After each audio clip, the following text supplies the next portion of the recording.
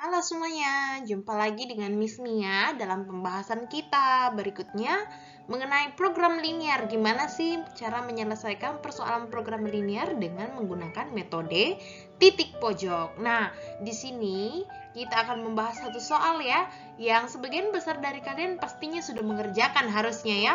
Oleh karena itu, bagi yang sudah mengerjakan soal ini, silakan kalian periksa kembali jawaban kalian dan bisa dicocokkan dengan penjelasan pada video kali ini.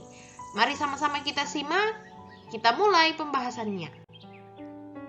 Nah, diberikan sebuah soal, ini soal yang pertama ya.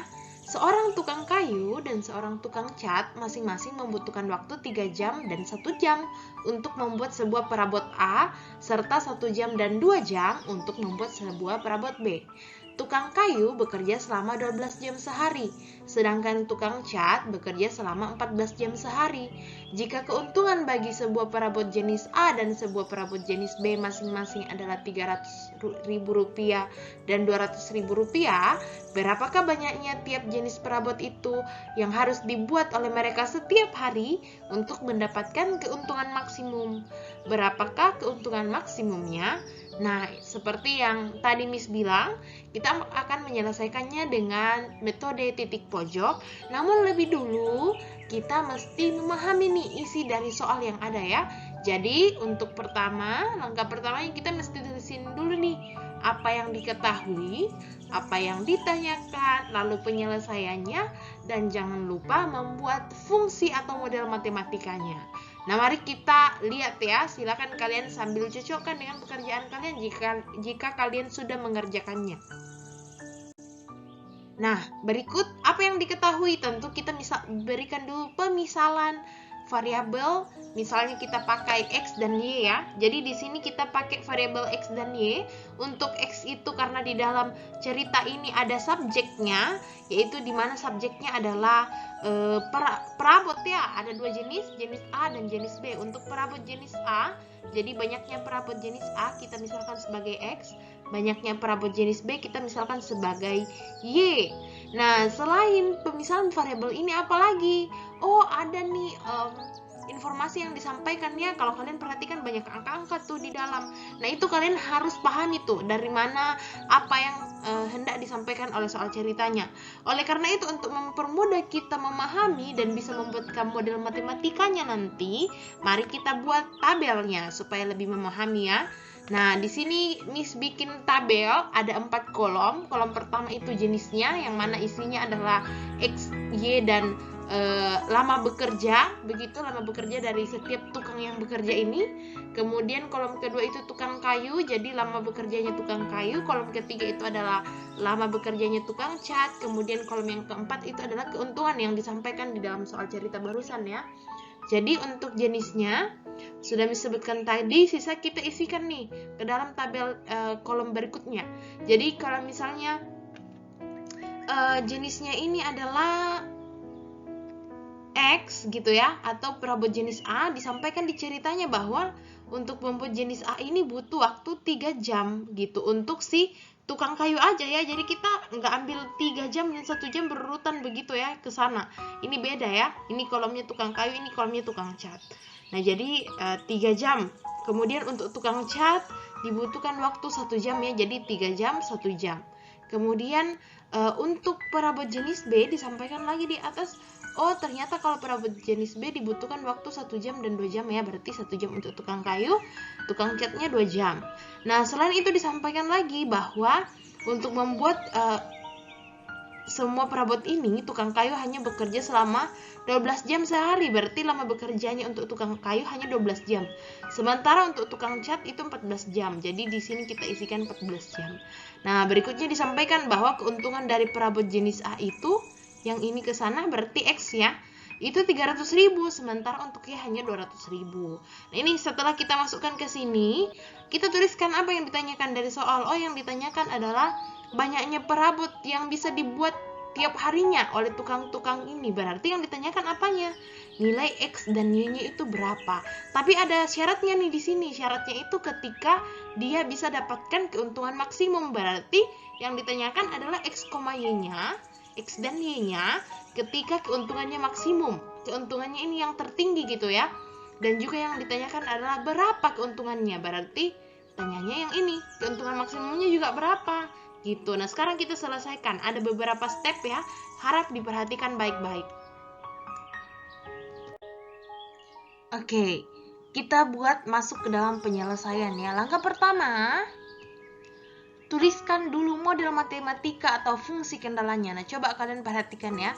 Fungsi kendala itu dibilang kendala ketika itu menjadi hambatan ya buat si tukangnya ini bekerja. Buat perabotnya ini bisa dibuat begitu ya. Nah, kendalanya di sini apa? Kendalanya adalah lama bekerja si tukang kayunya membuat setiap perabot yang ada. Jadi di sini kendalanya ada pada tukang kayu dan pada tukang cat begitu ya. Ya, lebih merujuk kepada lama bekerjanya mungkin ya. Nah, coba diperhatikan.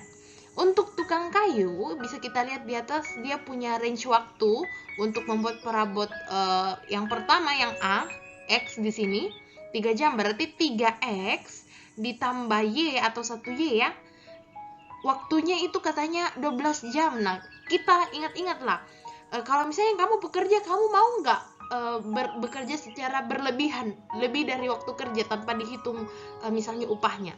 Tentu nggak ya. Maksudnya di sini kita logikakan nih, oh waktu bekerjanya itu paling maksimal 12 jam lah. Apalagi 12 jam itu udah lama banget ya kita kerja ya. Jadi batas maksimalnya di sini bekerja itu adalah 12 jam. Sehingga untuk kemungkinan lebih daripada itu nggak ada ya, kurang ya begitu. Yang paling memungkinkan adalah kurang dari batas waktu tersebut. Ya mungkin siapa tahu dia ada halangan dan lain sebagainya. Nah, oleh karena itu di sini kita pakai tanda pertidaksamaannya itu adalah kurang dari sama dengan 12 karena lama bekerja tiap harinya itu ya 12 jam begitu ya. Lama bekerjanya berarti paling lamanya ya 12 jam, makanya kita pakai kurang dari sama dengan dong ya. Nah, demikian juga dengan tukang cat. Untuk tukang cat ini untuk membuat perabot X atau perabot A saja dia butuh waktu 1 jam. Kemudian untuk perabot B atau Y di sini itu dia butuh waktu 2 jam ya, berarti X ditambah 2Y kurang dari sama dengan lama bekerjanya 14 jam, berarti paling lama 14 jam ini. Berarti kita pakai kurang dari sama dengan 14. Nah, muncullah fungsi kendala ini. Dan jangan lupa, di sini karena X dan Y ini berbicara banyaknya sesuatu, maka tentu nilainya nggak bisa dong kalau negatif ya kan? Jadi kita buatlah syaratnya di sini X lebih dari sama dengan 0, demikian juga untuk Y lebih dari sama dengan 0. Seperti itu. Nah, setelah kendalanya kita buat, tentu mereka ada tujuan dong. Kenapa mereka membuat perabot ini?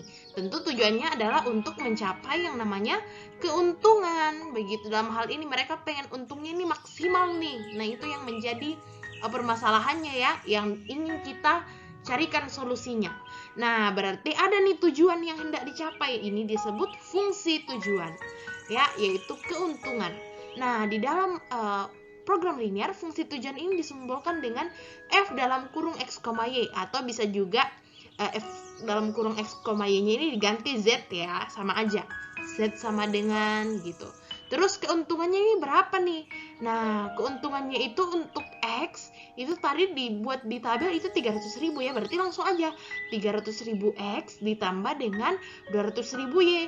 Nah, nanti itu adalah keuntungan maksimalnya, karena untuk membuat keuntungan dari si perabot jenis B atau dalam hal ini Y itu adalah 200.000 ya. Jadi 300.000 X ditambah 200.000 Y.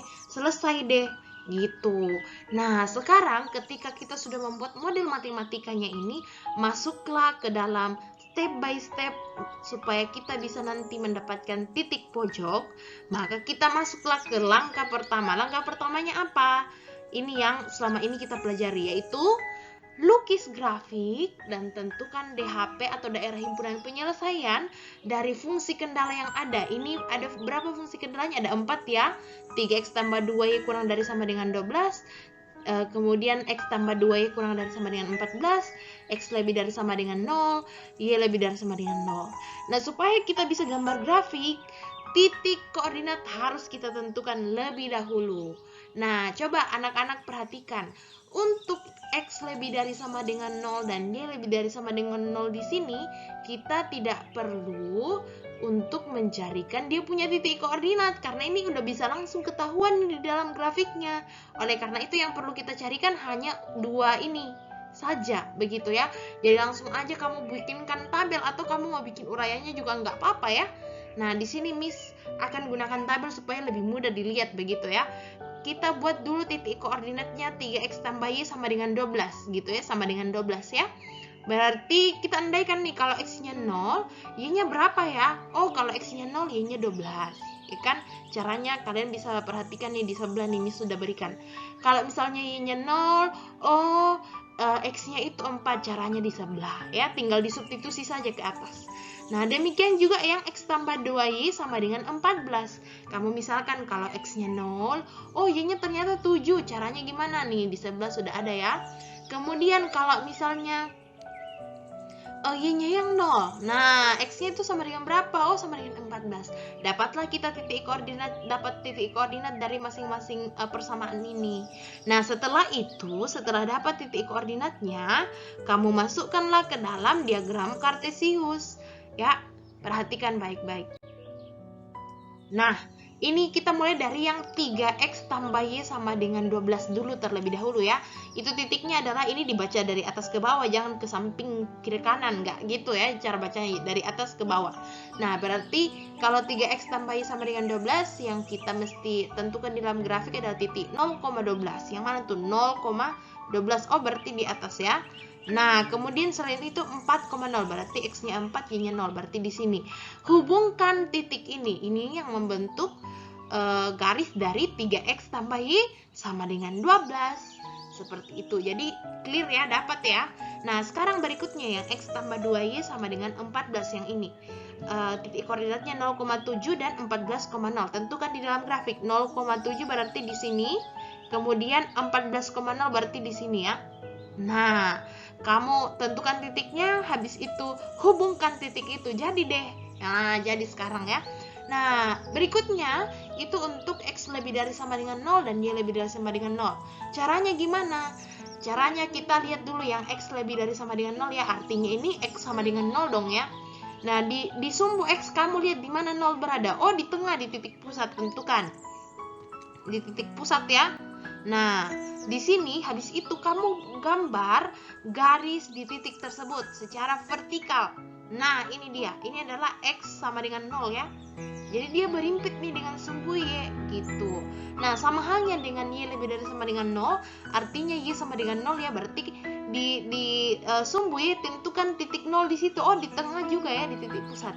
Nah, gambar garis secara horizontal atau mendatar di situ. Nah, itulah yang disebut y sama dengan 0. Begitu. Nah, setelah kita sudah beres menggambar semuanya, maka tentukanlah DHP fungsi kendalanya atau sistem dari soal yang terbentuk itu ya. Nah, kita mulai dari yang pertama dulu tadi, 3x tambah y. Ya, kita mulai dari 3x tambah 2y sama dengan 12 ya. Kita cari DHP-nya. Nah, coba perhatikan. Untuk 3x tambah 2y sama dengan 12, yang garis hitam itu tuh, yang miring ya, yang ini. Nah, itu kan daerahnya kan ada terbagi dua tuh, ada yang daerah ke bawah, ada juga yang ke atas. Nah, kamu pilih salah satu daerah untuk diuji. Kalau Miss sih bakal pilih yang di bawah ya. Di bawah itu Miss akan pilih salah satu titik sampel atau titik selidik istilahnya. Kita misalnya daerah bawah itu pilih yang paling gampang, misalnya 0,0. Nah, nilai 0,0 ini Miss masukkanlah ke dalam pertidaksamaan dari 3x tambah 2y kurang dari 3x tambah y kurang dari sama dengan 12, begitu ya. Jadi sisa gantikan aja. Kalau misalnya 0,0 kan artinya nilai x-nya 0, y-nya 0. Masukkan ke dalam, berarti 3 kali 0 ditambah 0 kurang dari sama dengan 12, atau 0 kurang dari sama dengan 12. Itu kan benar ya. Artinya DHP-nya itu di daerah bawah, karena tadi 0,0 sebagai perwakilan benar. Nah, arsirlah bagian bawahnya. Arsir, sudah beres. Sekarang kita pindah ke garis yang lain. Misalnya tuh yang garis warna pink, kalian perhatikan, x tambah 2y kurang dari sama dengan 14 ya. Nah, sama halnya kayak tadi, dia membagi dua daerah diagram kartesiusnya, ada yang ke bawah, ada pula yang ke atas. Pilih salah satu daerah untuk kalian uji. Misalnya di sini kita pilih daerah yang bagian bawah ya. Di situ kalian misalnya pilih titik yang sama kayak tadi, titik selidiknya itu 0,0 juga. Sisa kalian masukkan aja tuh ke dalam pertidaksamaannya, gantikan X-nya dengan 0, ganti Y-nya dengan 0, sehingga dapatlah 0 tambah 2 kali 0 kurang dari sama dengan 14, 0 kurang dari sama dengan 14. Atau benar, artinya daerahnya itu yang bagian bawah ya, arsir lah bagian bawah. Arsir, sesudah diarsir jadi deh. Nah, sekarang kita pindah ke pertidaksamaan berikutnya, yaitu X lebih dari sama dengan 0. Nah, di sini kan artinya ini kan tadi garis X sama dengan 0 ya, yang vertikal yang berimpit dengan sumbu Y ya. Nah, dia minta tentukan daerah X lebih dari sama dengan 0. Nah, ini kan sama kayak tadi, membagi dua diagramnya. Ada yang arah ke kanan, ke arah positif, ada pula yang ke arah negatif. Nah, dia bilang X lebih dari sama dengan 0, berarti arahnya itu ke yang positif dong, karena lebih dari 0. Berarti kamu arsir lagi ke arah sana. Begitu. Nah, di situ Miss arsir dengan warna biru ya. Demikian juga dengan Y lebih dari sama dengan 0, berarti ini garisnya yang berimpit dengan sumbu X ya. Nah, karena dia bilang Y lebih dari sama dengan 0, di sini kan dia membatasi dua daerah ya, daerah positif yang ke atas, daerah negatif yang ke bawah begitu. Nah, kamu tentukan Y lebih dari sama dengan 0, artinya daerahnya positif ya, berarti kita arsirnya ke atas. Nah, diarsir ke atas, setelah itu sudah dapat deh. Nah, sekarang kita diminta nih menentukan DHP dari fungsi kendalanya, daerah penyelesaian fungsi kendalanya, which is berarti daerah yang selalu kena arsir. Nah, kelihatan kan ya di situ daerah mana nih yang selalu kena arsir. Nah, yang di sini nih, yang dimana kursor Miss sedang pointernya sedang mengarah ke situ ya. Nah, itu dia DHP-nya. Kamu tandain tuh DHP-nya. Ini Miss tandain ya dengan warna putih. Batasan-batasannya perhatikan. Ini adalah DHP-nya. Beres deh. Nah, langkah pertama selesai, masuklah kita ke langkah kedua. Nah, perhatikan baik-baik. Apa langkah keduanya? Langkah kedua adalah menentukan titik pojok dari daerah himpunan penyelesaian. Nah, coba kamu perhatikan yang Miss highlight kembali ya, DHP yang kita dapat tadi. Kalian tentukan titik pojok. Mungkin ada yang bingung, Miss apa itu titik pojok? Nah, sama seperti penjelasan Miss di yang lalu-lalu, titik pojok di sini bukan suatu arti yang ilmiah begitu ya, enggak. Ini titik pojok seperti dalam bahasa Indonesia seperti biasa. Kalau misalnya nih sekarang Miss tanya kalian, coba kamu perhatikan bagian pojokan dari ruangan rumahmu atau di ruanganmu masing-masing atau di ruang kelasmu. Nah, otomatis kita melihat ke sisi-sisi kelas ya, pojokan-pojokan begitu. Sama halnya ini DHP, disebut titik pojok DHP, artinya pojokan dari daerah penyelesaian. Jadi kamu anggap nih DHP ini adalah sebuah ruangan begitu ya. Pojokannya yang mana? Nah, yang Miss highlight dengan warna putih tuh. Ada berapa titik? Ada berapa titik pojok? Ada 1, 2, 3, 4. Jadi inilah yang disebut titik pojok ya. Nah, ada nih kegunaannya titik pojok. Nanti di langkah ketiga kalian akan tahu untuk apa. Nah, kalian daftarkan titik pojok yang ada. Ada apa? 0,0, kemudian ada 0,7, kemudian ada titik yang satu. Ini kita nggak tahu ini titik berapa ya. Kalau kita lihat exactly di sini berapa tuh ya. Kemudian ada pula titik 4,0. Nah, kalau misalnya kalian gambarnya itu pas begitu ya, ukuran dari kertas berpetanya ini pas begitu, kalian sebenarnya bisa tahu ya itu titiknya di titik apa. Kalau di sini terlihat dari titik 2, X-nya 2, kemudian Y-nya itu yang ke sana, berarti di sini karena di atas 7 berarti 6 ya, 2,6 nih titik ini. Nah, tapi titik ini titik apa sih? Nah, titik yang ini yang Miss beri tanda tanya ini adalah titik potong dong. Titik potong dari apa? Nah, coba kamu perhatikan tuh. Titik itu terbentuk karena adanya perpotongan dari garis yang ini, garis X tambah 2Y sama dengan 14, dan garis 3X tambah 2Y sama dengan 12. Umpama nih, kamu lagi nggak pakai kertas yang begini ya, kertas kotak-kotak yang begini, tentu kan kita gambarnya mungkin diagram kartesiusnya asalan saja ukurannya ya. Jadi nggak betul-betul presisi nih nilai titik koordinat yang kita dapatkan, titik pojoknya apa aja gitu, nggak terlalu pas. Nah, kita bisa cari nih, karena terbentuk dari titik potong 2 garis. Artinya dalam bentuk persamaan dong ya. Nah, untuk mencari ini kan adalah titik potong dari X tambah 2Y sama dengan 14 dan 3X tambah Y sama dengan 12 ya. Nah, kamu bisa cari dengan metode substitusi dan eliminasi. Nah, jadinya ini kembali kita nostalgia ya ke sistem persamaan linear dua variabel nih. Nah, kamu sisa cari saja dengan metode substitusi eliminasi, nanti dapat tuh nilai X dan Y-nya, karena kan titik potong ya, artinya nilai X dan Y-nya berapa di situ. Ya. Jadi, tinggal kamu step awal mungkin eliminasi dulu ya. Jadi di antara dua persamaan ini variabel mana yang kamu eliminasi? Misalnya di sini kita eliminasi Y-nya. Otomatis kalau kita mau eliminasi X tambah 2Y sama dengan 14 dan 3X tambah Y sama dengan 12, kita mesti pastikan apakah koefisien dari variabel Y sudah sama. Ternyata di sini belum sama ya, oleh karena itu harus kita samakan dengan cara mengalihkannya dengan suatu bilangan tertentu. Misalnya X tambah 2Y sama dengan 14 miskalikan dengan 1, kemudian 3X tambah Y sama dengan 12 miskalikan dengan 2, supaya nanti koefisien dari Y-nya sama tuh. Nah, setelah itu sisa dikalikan saja, berarti X tambah 2Y sama dengan 14, kemudian yang di bawahnya 3X kali 2 6X, tambah Y kali 2 2Y, 12 kali 2 24. Jadi deh, sisa kamu kurangkan saja, nanti eliminasi Y-nya dapat deh negatif 5X sama dengan negatif 10 atau X sama dengan 2 gitu ya. Nah, sudah dapat X-nya, sisa Y. Nah, ini kamu bisa lakukan substitusi nilai X sama dengan 2 ini kembali ke salah satu persamaan yang tadi. Misalnya kita pilih X tambah 2Y sama dengan 14, gantikan X-nya di situ dengan 2, nanti kamu dapat Y-nya ternyata 6. Jadi dari situ kita tahu nih, oh ternyata titik potong yang ini di dalam yang kurang jelas itu adalah titik dari 2,6, 2 dan 6 begitu ya. Nah, kalau misalnya bisa langsung juga sih dilihat dari situ, tapi ini umpamanya kalau kita nggak bisa lihat kejelasan titiknya ya, kamu bisa gunakan cara ini, mencari titik potong menggunakan substitusi dan eliminasi, seperti itu. Nah, jadi kita sekarang sudah memperoleh 4 titik pojok ya. Nah, masuklah ke langkah ketiga. Kita apakan titik pojoknya? Ada kegunaannya. Kita substitusikan titik pojok tadi ke dalam fungsi tujuan. Masih ingat kan ya fungsi tujuannya? Nah, supaya lebih mudah substitusikannya, di sini Miss bikinkan tabel. Nah, tabelnya berikut ini nih. Jadi ada 3 kolom di sini ya. Kolom pertama itu titik pojok yang tadi kita daftarkan ulang ke dalam. Lalu kolom yang kedua ini adalah fungsi tujuannya yang tadi kita buat di awal, F dalam kurung X, Y sama dengan 300.000 X tambah 200.000 Y. Kolom ketiga itu adalah hasil perhitungan dari kolom kedua.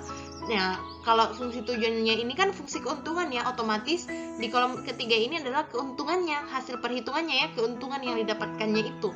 Nah, kita mulai dari titik pojok, masukin semua yang tadi, yang kita sudah list ya, 0,0, 0,7, 2,6, 4,0.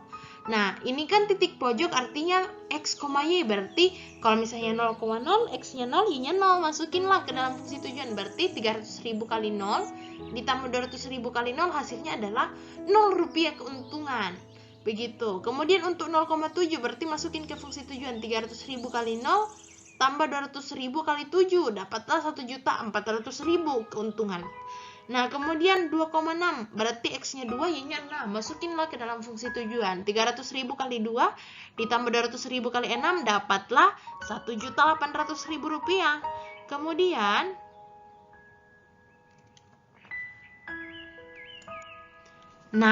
Kemudian untuk titik pojok 4,0 berarti X-nya 4, Y-nya 0. Masukinlah ke dalam berarti 300.000 kali 4, 200.000 kali 0 dapatlah 1.200.000 rupiah. Nah, setelah dibuat seperti ini, kembali ke apa yang ditanya dari soal tadi. Yang ditanya adalah X, Y supaya keuntungannya maksimal. Kemudian keuntungan maksimalnya berapa? Nah, coba kamu perhatikan ke dalam tabel ini kembali ya. Nah, coba kamu lihat nih, di kolom keuntungan yang didapatkan, manakah nilai yang maksimal di situ, yang paling tinggi nilainya yang mana? Oh, ada tuh ya, 1.800.000. Nah, coba perhatikan itu. Itu adalah keuntungan maksimalnya. Nah, 1.800.000 ini dicapai ketika X, Y-nya berapa? Ketika 2,6. Artinya banyaknya perabot A yang diproduksi itu adalah 2, kemudian banyaknya perabot B yang diproduksi adalah 6. Begitu, jadi terjawab dong ya apa yang ditanyakan, terjawab untuk X, Y supaya keuntungannya maksimal, dan keuntungan maksimalnya berapa. Nah, tapi kita nggak bisa tinggalin gini aja, kita harus menjawab soal dengan ya jawaban soal cerita pada umumnya ya.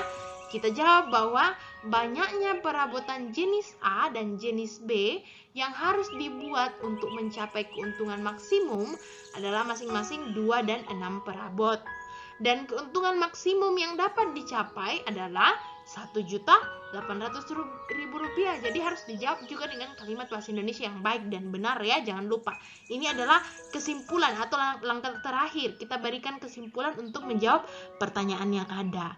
Nah, demikian penyelesaian dari satu soal ini. Lumayan panjang ya untuk satu soal ya. Nah, ada nggak yang mau ditanyakan? Jika ada, silakan kalian keep pertanyaannya, nanti ditanyakan ketika kita bertemu secara langsung ya. Nah, baik virtual maupun secara langsung, begitu. Nah, coba kalian kerjakan deh supaya kalian makin paham ya. Dan ini wajib dikumpulkan begitu ya. Soal berikut ini yang nomor 2. Di situ Miss sudah beri tanda nomor 2. Nah, silakan kalian kerjakan, nanti akan dilanjutkan. Ini dikumpul ya, wajib dikumpul, diselesaikan hingga sesi kita berakhir. Seperti itu. Nah, demikian penjelasan panjang dari Miss Mia. Selamat mengerjakan semuanya. Terima kasih. Tuhan Yesus memberkati. Bye.